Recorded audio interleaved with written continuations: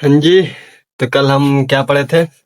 यज्ञों के बारे में पढ़े थे ना, कि यज्ञ से क्या होता है, इंद्रिय तृप्ति होती है क्या होता है, और सब जो भी जाने हो जाकर देख लेना वीडियो, जो ये अभी देख रहा हूँ इसके पिछले वाले। ओके, तो राधे राधे बोलो। राधे राधे, जय श्री राम। तो स्टार्ट करें ना। श्लोक 30। कल तो पढ़े थे 30 यार। 31, हाँ भाई 31। चलो 31 पढ़ते हैं।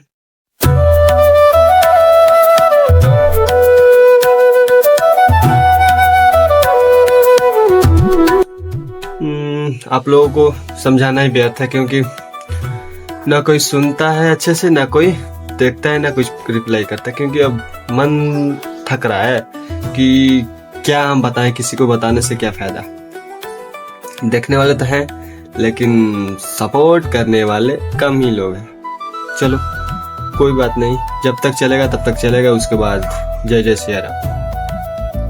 हाँ जी, देख लो आज तक का, मतलब जब से पढ़ रहे हैं भगवत गीता, अब उस दिन से लेकर आज तक नहीं पढ़े, लेकिन आज पढ़ लिए क्या, एक लाइन का श्लोक। ओके, और एक था 2 दिन पहले 3 लाइन का श्लोक, पहली बार आया है। आगे अब देखते हैं क्या क्या आता है। चलो पढ़ते हैं। नायं लोको अस्तये यज्ञस्य कुतोऽन्यः कुरु सतम्।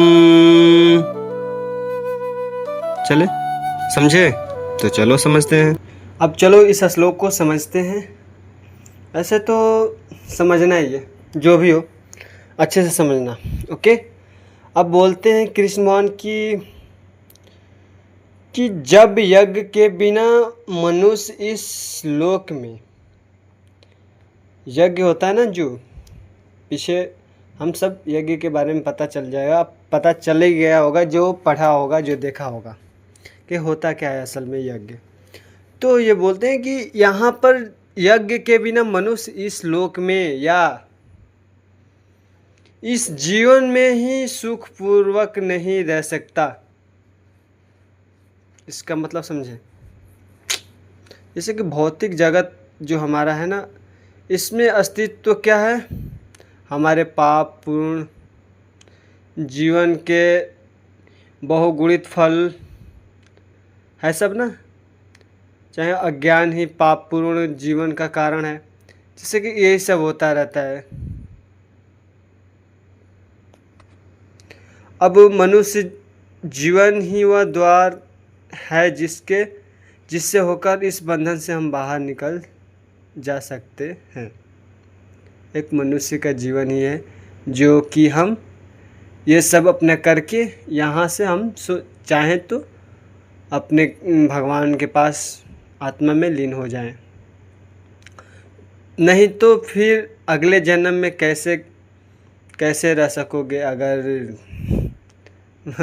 वही नहीं रह सकने का मतलब यह है कि अगले जन्म में पता नहीं क्या होगा, क्या नहीं, क्या आपका जन्म होगा, कैसे क्या होगा, कि अगले जन्म में अगर इस जन्म में आप कर लिए यज्ञ, तो अगले जन्म में सुविधा और अच्छे सुखी परिवार या जो भी है जीवन मिलेगी, सुखी जीवन समझ लो। चाहे दूसरे लोक में शरीर के सुख ही न मिले, तो क्या फ़ायदा हमारे इस मनुष्य शरीर का, है कि नहीं।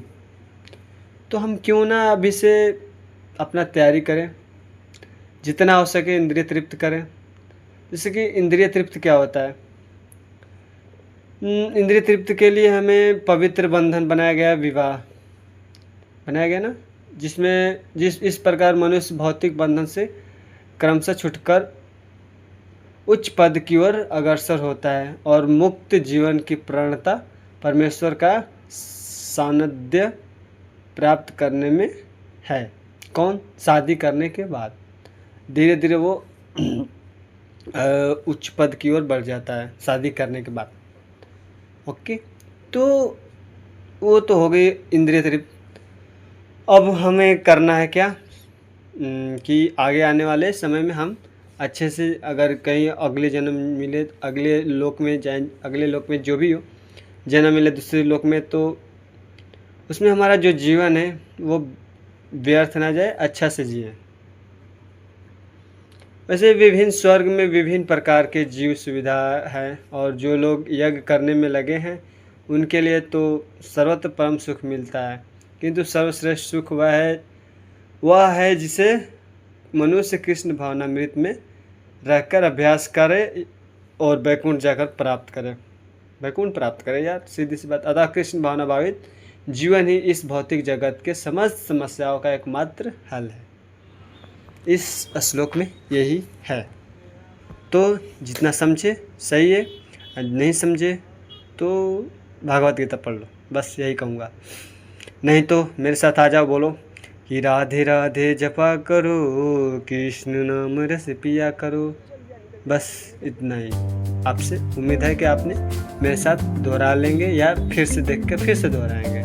ओके, चलो राधे राधे।